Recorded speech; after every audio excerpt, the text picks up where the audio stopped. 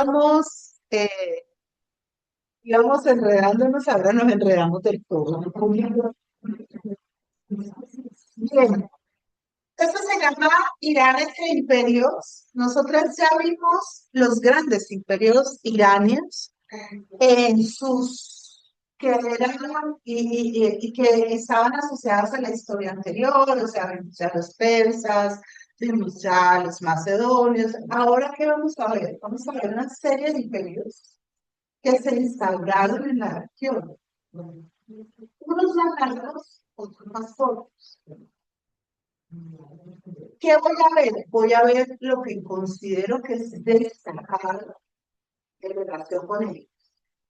O sea, algunos pueden durar un siglo, 2 siglos, 3 siglos, pero en lo que nosotros nos vamos a parar es en lo que fue más trascendente.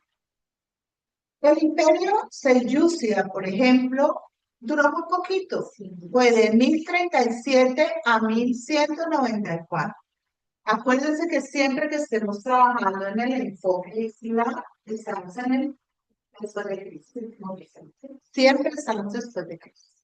¿Quiénes son los selyúcidas? Son los primeros turcos en llegar y en hacer imperio. Y su pequeño imperio es todo el asunto. Ellos llegaron y con ellos pasa algo muy interesante y es que ellos se islamizaron entre los siglos 11 y 13 y se islamizaron sunitas. Sunitas porque en el momento el chiismo es una cosa de ñangameniz, es decir, una cosita de la mundo. Y ellos van están por ese, ¿no? Ya para este momento, siquiera lo dijiste, ya para este momento hay dos cosas. Cuando se hace el califato abbaside, los abbasíes toman el poder y lo primero que hacen es exterminar a todos los omeyas. Solo queda un omeya vivo. Ese omeya, un ratón perseguido, eso se lo voy a mandar si encuentro el programa de YouTube porque es buenísimo el que hicieron. Llega hasta Al-Ándalus, llega al Emirato de Córdoba y el nieto, bisnieto de él va a ser Abderramán III, que va a crear el califato de Córdoba. Pero fuera de España ya no hay omeyas. Y ya tampoco, cuando lleguen estos selyúcidas, pues no van a matar a todos los abbasides, pero ya los abbasides no tienen el poder. Ya hubo unos ves por allá llevando, trayendo bandejas en una corte, que eso es claro. Bien, llegan los selyúcidas. Y estos selyúcidas, ¿sí? Estos selyúcidas van a venir desde por acá, desde la región de Caracas, y van a pasar y van a llegar a la región Anatolia y se van a centrar en la parte de la Anatolia. Y estando en la Anatolia, aquí la génesis de ellos, estando en la Anatolia, allí va a llegar Osman, a crear la dinastía Osmanli, que va a ser la dinastía turca otomana. Pero eso le van a quedar aquí en Anatolia. Pero las universidades están muy convencidos de que hay lugares más ricos y más fáciles que Bizancio. Todavía Bizancio es muy fuerte. Entonces ellos, todavía es Bizancio, hasta 1453. Entonces ellos se vienen sobre esta parte donde ha quedado vacío el poder de los árabes y crean un imperio que es el imperio selyúcida. ¿Qué momentos claves van a tener? En 1037 cuando por primera vez Turgurul Bek funda el sultanato selyúcida. En 1055 ellos entran en Bagdad y el califa de los abásides reconoce a los selyúcidas como líderes políticos, como sultanes. El califato lo siguen ejerciendo, pero ya no tiene peso político. Después de esto, en 1071 hay una batalla contra los bizantinos que empieza la islamización de Anatolia y entre 1150 y 1194 empiezan a decaer. Y fin de la historia. Lo que nos interesa de los selyúcidas es la parte cultural, que tiene que ver con el hecho de que con los selyúcidas en la cultura persa vuelve a revivir. Los selyúcidas decidieron conectarse no con los califatos islámicos, sino con el principio de la fundamentación civilizatoria persa. Y aunque van a dejar que el árabe sea la lengua letrada, la lengua de la corte, la lengua, van a darle mucho peso al persa como el idioma de la administración y la literatura. ¿Sí? Y van a patrocinar a los grandes sabios como Al-Ghazali, que va a hacer teología, Omar Khayyam, que va a ser un poeta, astrónomo y que va a estar bajo la protección selyúcida. Van a crear madrasas en todo el territorio, especialmente en Bagdad y en Mulk, y durante este periodo van a surgir los asesinos. A esto los quería traer. Es decir, yo les dije, les voy a mostrar lo que sea más significativo en cada periodo para nosotros. ¿Sí? Resulta que hay un grupo de chiitas que están refugiados al interior del territorio iranio, en las áreas montañosas. Estos grupos se autodeterminan como nizaríes ismaelitas, ¿sí? Y crean una asociación de asesinos. Estos asesinos o asesines, van a surgir para purgar a todos aquellos gobernantes o líderes que consideran que son blasfemos o heréticos contra el Islam. Viven en las montañas del Elbrus, ¿sí? Y tienen un chismo que se llama esotérico. ¿Por qué es esotérico? Porque ellos tienen una serie de rituales, creen en amuletos, usan, ¿sí?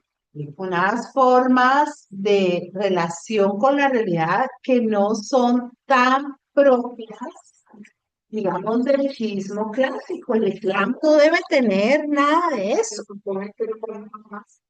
Exacto.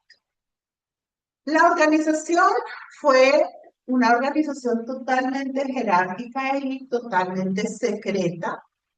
Estos agentes se llamaban a sí mismos fidais, devotos.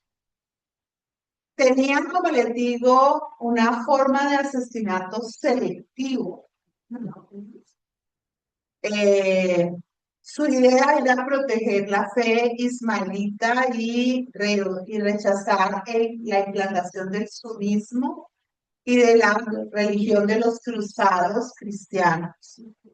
Fueron tremendamente temidos por los califas, los sultanos, eran de una eficiencia y además eran muy como el antecedor del mujahideen, es decir, no les importaba su vida, sabían que los iban a matar, sabían que los iban a torturar, pero eso no les importaba.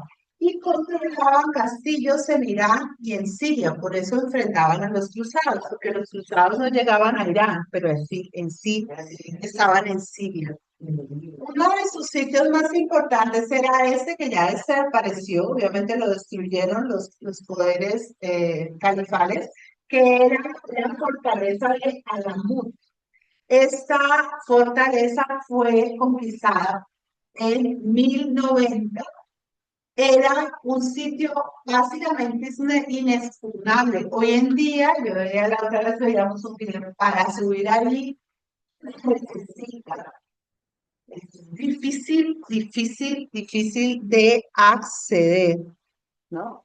Y se dice que en la parte más alta de la fortaleza, esto, la parte más alta de la fortaleza, el jefe de los asesinos daba la orden a sus seguidores de despeñarse en caso de que fueran a llegar algún tipo, digamos, de ataque. O sea, se iban, los unos se ocultaban y los que quedaban se tiraban al mismo antes de caer en manos del enemigo. En 1256 llegan ya los mongoles de la horda del Ilkhanato, que eso vamos a hablar ahora, y es Abdullah Khan. Y él va a lanzar una campaña contra los asesinos y los va a ir desmontando uno por uno. Ya con esto se acaba la influencia del credo Nizari en la región iraní, pero seguirá vivo en Siria y en la India. Ahora, en cuanto a la religión y a la política, los selyúcidas mantuvieron la línea sunita, ¿sí? Y además de eso, empezaron a combatir especialmente al chiismo ismaelita, que era el de los asesinos, y utilizaron por primera vez el título de sultán como título gubernamental y dejaron que el califato quedara en Bagdad. A ellos no les importó ni poquito, nunca quisieron el califato, nunca. ¿Por qué? Porque aunque eran hombres profundamente creyentes, no estaban dispuestos a dejar que la religión los gobernara. Eran mucho más prácticos. ¿Sí? Van a establecer que el califa tiene la función de avalar el poder del sultán, tampoco no lo suprimieron el califato, pero simplemente lo volvieron una cuestión de simples apariencias. Y vamos a ver que el poder lo ejercen ellos, que son turcos, pero la cultura es persa, es profundamente persa. Y ellos van esto ya lo dijimos, estas todas son joyas de este periodo. Hacen de Bagdad o mantienen en Bagdad el centro de la cultura y de la espiritualidad de la región. Van a crear una estructura militar muy potente y van a impulsar las rutas comerciales, sobre todo con India, China y el mundo islámico. Van a implementar la ICTA, que es el sistema para la concesión de tierras a los militares destacados en la guerra. Van a fortalecer a Isfahan, pero Isfahan solo la vamos a ver al final, casi, cuando llegue la luz de Isfahan, porque si no vamos a atribuirle a un grupo lo que es de otro. Y van a ser muy prósperos. Y lo que pasa es que a ellos lo que les va a dar van a ser los osmandíes. Los osmandíes, es decir, los otomanos, que los han dejado por allá en la Anatolia. Con los selyúcidas se desarrolla esta arquitectura. Esta arquitectura de mezquita con patio y con arcos monumentales, sobre todo los arcos monumentales. Todas, sí, con decoraciones geométricas y epigráficas, es decir, el Islam decora con palabras, pero las palabras están hechas como si se tratara de encaje. Ahí lo ven. Aparecen cada vez más madrazas y aparecen espacios como este, con la mezquita de los viernes en Isfahán. Esta, sí, Isfahán es una de las perlas de Irán. La vamos a ver sobre todo más hacia el final, porque Isfahán, pero esto que les estoy mostrando, se los he puesto aquí, porque esto es en el periodo selyúcida. Esta cúpula está considerada patrimonio de la humanidad, ¿sí? Está hecha de una manera absolutamente hermosa. Esta es la mezquita de los viernes de Isfahán, ¿sí? Y además de esto, hay sitios como el Caravasar de Ribat, que eran sitios para llegar las caravanas y los que se estaban moviendo de un lugar al otro, las posadas. También van a desarrollar esta arquitectura, que es la arquitectura funeraria, las cúpulas más altas, las torres o mausoleos a modo de torre. Parecen minaretes, pero son mausoleos. ¿El qué pasa? No, el minarete es anterior, pero el minarete está vinculado a la mezquita. La forma constructiva es la misma del minarete, es la forma A, la letra A del Islam, y seguramente se determinó usar ese modo como una manera de vincular, porque desde el minarete se llama la oración, pero no están vinculadas a mezquitas. Y también aparecen estas torres de base cuadrada y cúpula. Todas estas construcciones son de ese periodo. Todas estas, con toda esta decoración. Miren qué belleza, porque estas son las formas túrquicas de representación del ser humano, sí, y con la carita más llena, ¿no? Y aquí la decoración cerámica de los selyúcidas. ¿Sí? Puro. Hay algunos que son azulejos. Esos no son mosaicados pequeños, no, son sobre todo azulejos.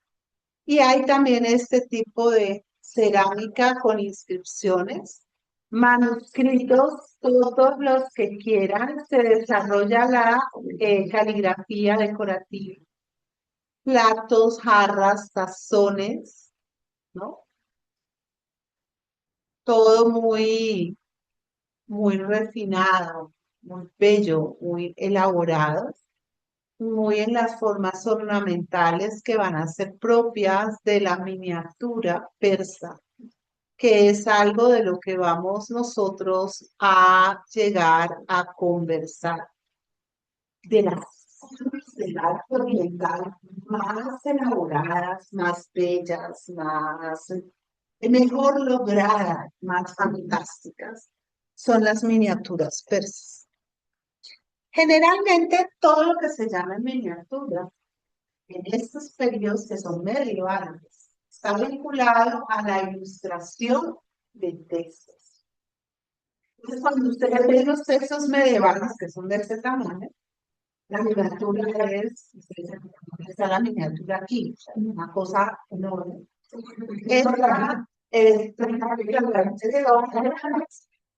Están vinculadas a la decoración. La miniatura persa de este periodo tiene grandes contribuciones estéticas. En un primer lugar, y es que necesito devolverme aquí, hay una intención natural. Entonces, por ejemplo, se hace una incorporación de elementos. Aquí, el árbol con los pájaros, ¿sí ven? Obviamente no hay manejo de perspectiva ni de proporcionalidad. Aquí hay un halcón, un árbol, que es un ciprés, ¿no? Eh, y aquí, no, no es un ciprés, es un sicomoro. Y aquí en los caballos y las figuras que están, ¿qué les pasó?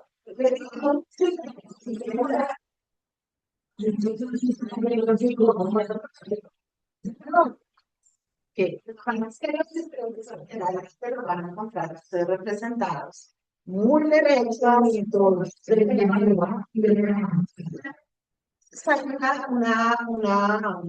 una copa conífera, se extendida, como, como un trono. O sea, ¿cuál es la diferencia? Porque la marco yo y ya les explico. Cuando se trata de un ciprés, el ciprés es generalmente el árbol que representa la unión de la tierra y el cielo, la rectitud, la elevación moral. La Virgen, sus cabellos, arranca esa armonía y los cuelga de un ciprés.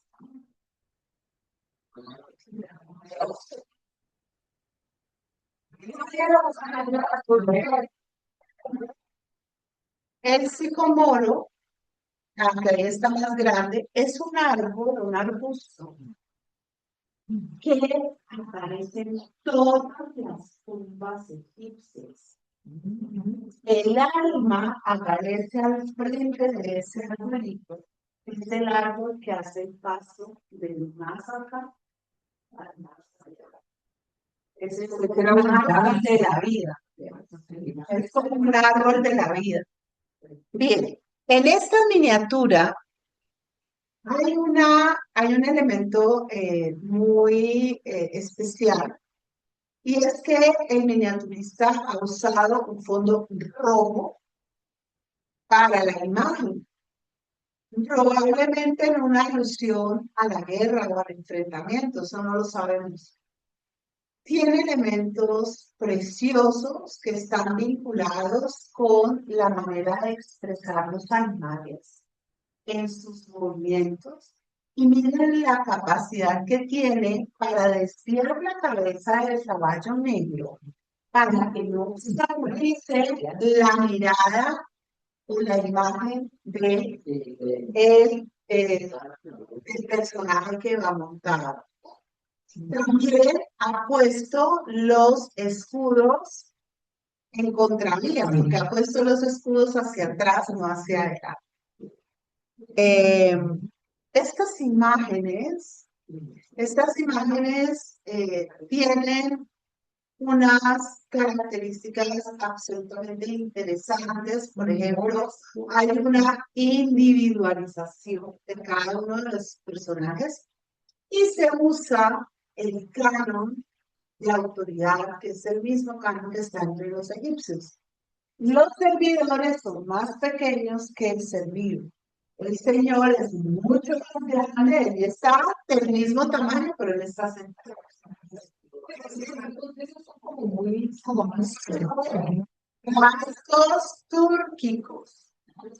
Túrquicos. Recuerden que nosotros nos vamos a llamar así.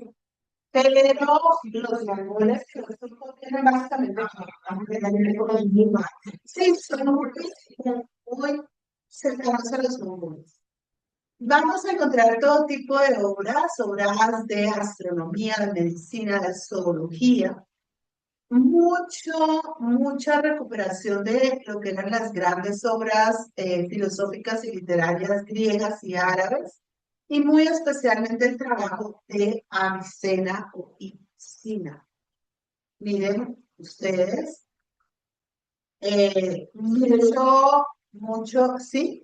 Quiero compartir Ujú, algo que yo aprendí hace varios años ya, y es Avicena, ujú. llamó la atención. Y él tiene una frase que les quiero compartir. Avicena, uno de los sabios, que es académico Sí, y filósofo. y filósofo. Entonces, a ustedes se les busco. Oigan esto, de esa época, la imaginación es la mitad de la enfermedad y la tranquilidad es la mitad del remedio. Y la paciencia es el comienzo de la cura. Entonces, Realmente es cierto. eso, mire, eso,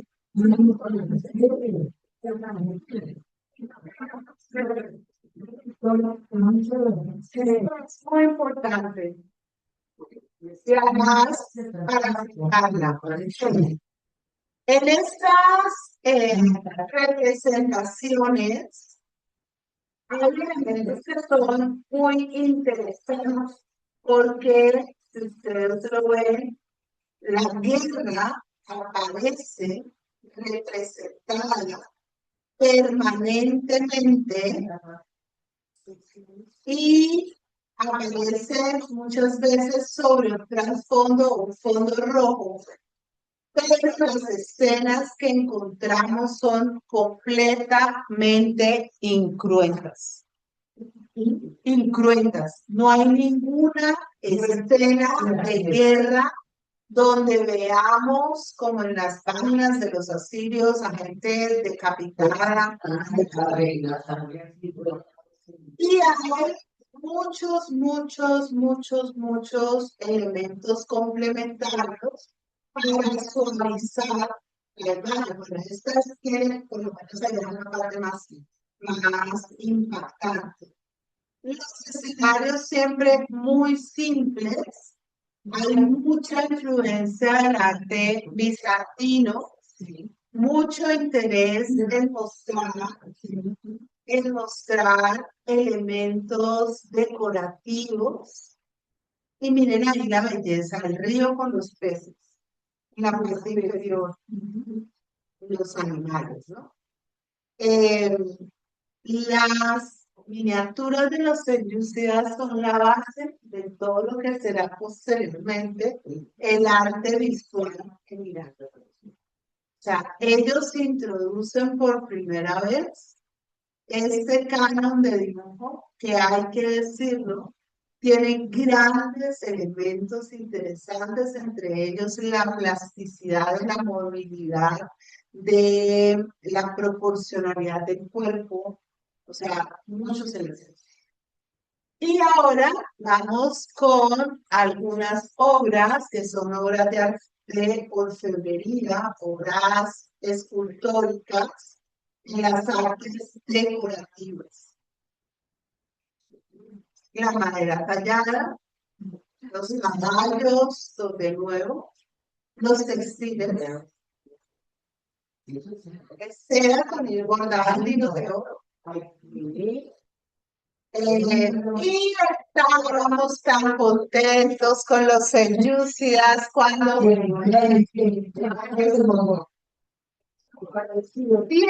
que lleguen los mongoles sobre una población es como que se diera un terremoto y la tierra se abriera. Porque la estrategia de conquista mongol, que es la estrategia de Genghis Khan, es una estrategia fundada en el uso del terror. Genghis, ¿sí? Genghis va a crear uno de los imperios, el imperio más grande de todos en términos de expansión territorial y además unificada. Lo van a crear en un margen de tiempo absolutamente corto, o sea, una cosa aterradora. Y pero el imperio mongol es un imperio de corta duración. porque básicamente la integridad del imperio solamente va a estar o se va a conseguir o se va a mantener mientras la vida de Genghis y los primeros descendientes de Genghis. Muy rápidamente el imperio mongol va a derivar hacia unas formaciones que se van a llamar hordas. ¿Sí? Los mongoles eran un pueblo de las estepas, eran un pueblo que tenía una organización tribal básica que vivía fundamentalmente del pastoreo de unos cuantos animales, que vivía en una condición de nomadismo continuo. Y era un pueblo, habitaban en grandes tiendas, pues eran nómadas, comerciaban con los chinos. El comercio mongol con los chinos era bastante intimidatorio y bastante rapaz. Muchas veces el comercio consistía en que los chinos les daban a los mongoles seda, oro, a veces princesas y objetos de lujo a cambio de que los mongoles no entraran en China. Sí, la muralla empieza originalmente como grandes terraplenes de barro, que son las murallas al norte, y ya finalmente la gran construcción que hacen la dinastía Ming, pero ya pues un poco, ya incluso después de que China ha sido conquistada por Kublai Khan, que es mongol. Los mongoles hacen un proceso de desarrollo que es enloquecedor. Genghis es un hombre terriblemente cruel, pero asombrosamente astuto e inteligente. Este es un pueblo que viene de menos a más, no tenían una religión propia y siempre fueron muy de tradición de cultos. Usted haga como usted quiera, o sea que algunos mongoles se islamizaron y otros adquirieron otras formas de religiosidad según su gusto. Genghis mismo pasó por los territorios persas, porque a él le van a matar su nieto en una batalla en Persia. Él estaba en ese momento al otro lado del imperio y él se devuelve, acaba con toda la población y los barra, no dejaron uno solo vivos. Y después de eso, el control del territorio de Irán va a caer en una de las hordas, cuando se divide el imperio mongol, que va a ser la horda que va a crear lo que se llama el Ilkhanato. La otra horda famosa, va a haber unos que se van a hacer con Kubilai Khan, que se van a ir hacia China. Va a haber otros que van a venirse sobre esta región de Irán, que será el Ilkhanato, y otros que se van sobre la región de lo que hoy en día es Rusia, que es la Horda de Oro. La Horda de Oro, sí. O sea, cada uno va a coger un lugar. Para el momento en que se da la gran expansión mongol, que es 1218, ellos empiezan conquistando toda la parte de Asia Central y lo que más les interesa conquistar, no lo logran conquistar, es China. China es el anhelo, porque es que China es el baúl de los tesoros, el imperio del centro, lo más importante que hay en esa región del Asia. ¿Sí? Las dos matrices, o sea, hay tres matrices culturales muy fuertes en Asia. Una es Persia, la segunda es India y la tercera es China. Y todo lo que va a ser el Asia Oriental es Egipto en buena medida de de la influencia de India y sobre todo la China hace mucho por todo ese lugar.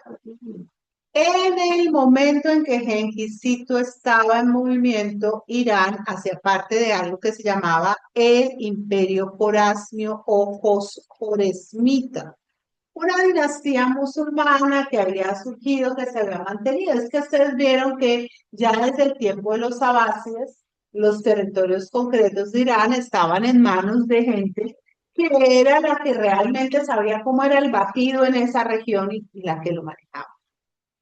Bien, la entrada mongola empieza como una guerra contra los corazones. Genghis intenta originalmente una relación comercial, pero las relaciones comerciales con los mongoles son... Ujú.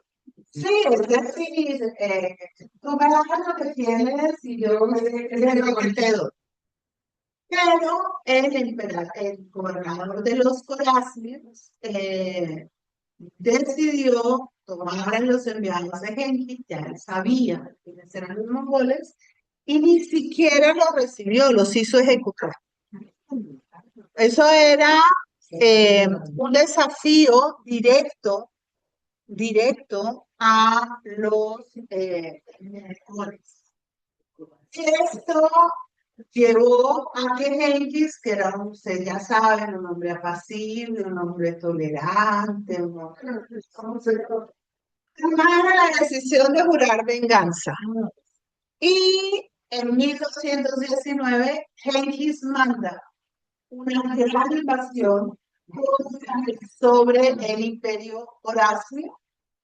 Toma Bukhara, Samarcanda, Ishapur, Mer y Rey al sur de Teherán.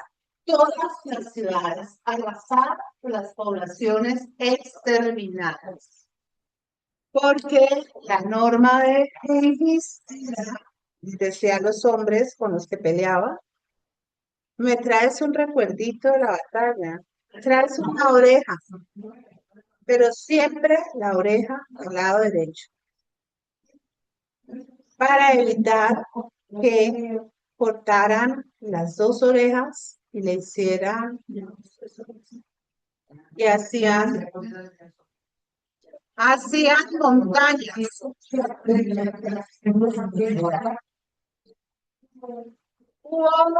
En algunos casos dejaban viva parte de la población para esclavizarla o para comerciar con ella. La situación fue tan dramática que dicen que el Shah huyó, ¿sí? Que el Shah huyó a una isla y enloquecido se internó en el mar hasta ahogarse. Shah, sí. Shah es el título de los gobernantes iraníes y persas, que quiere decir nada más y nada menos que rey de reyes. No, rey no, rey de reyes. Y ahí es muy importante porque los imperios persas tenían reyes menores, o sea, que eran reyes locales. Bien, esta entrada de los mongoles fue terrible para Irán. Perdió grandes números de población que no pudo recuperar rápidamente. Los mongoles destruyeron todas las obras de infraestructura, destruyeron los campos, los canales de riego, centros culturales. Bueno, hicieron que las grandes ciudades colapsaran completa y absolutamente. Y estando en ese proceso de destrucción, muere Genghis en 1227 y siguen, digamos, sus sucesores de Genghis. Hay una dificultad en esa sucesión de Genghis. El hijo mayor de Genghis, que no es hijo directo de Genghis, sino que es hijo de la esposa de Genghis, no tiene los liderazgos necesarios y mal que bien van dándose divisiones y se toman decisiones sobre quién va a ir a qué lado. Entonces, los nietos de Gengis dividen los territorios, cada uno va hacia un lugar distinto para no chocar y para no entrar en conflicto. Y es dentro de esos nietos está Hulagu Khan, que es el que va a fundar el Ilkhanato. Y este Ilkhanato será un estado mongol que se va a fundar en los territorios de hasta el siglo XIV. Ahí lo ven, es todo ese territorio. O sea, el tiempo están los mongoles en Estocolmo. Los mongoles van a estar en que después de que se acabe el Ilkhanato, va a llegar sobre este territorio uno de los mongoles más importantes de todos los tiempos, que es Timur o Tamerlán. Y él va a ser un imperio que es el imperio timúrida. El paso mongol sobre los territorios de Asia y de Europa va a ser un paso sumamente importante. Es de las cosas más significativas que se van a vivir en términos históricos. Los mongoles van a ser vistos originalmente como el azote de Dios, el verdadero azote de Dios. Pero los mongoles son un pueblo brutal, pero no son un pueblo incapaz, al contrario. Y los mongoles muy rápidamente no solamente van a establecer un contacto con Occidente, sino que lo van a reconstruir. Y ahí quedamos para la próxima clase. Empezamos a hablar de lo que viene, ya vamos y ya no nos falta mucho de esta parte del Ilkhanato. Ya de aquí en adelante, como les digo,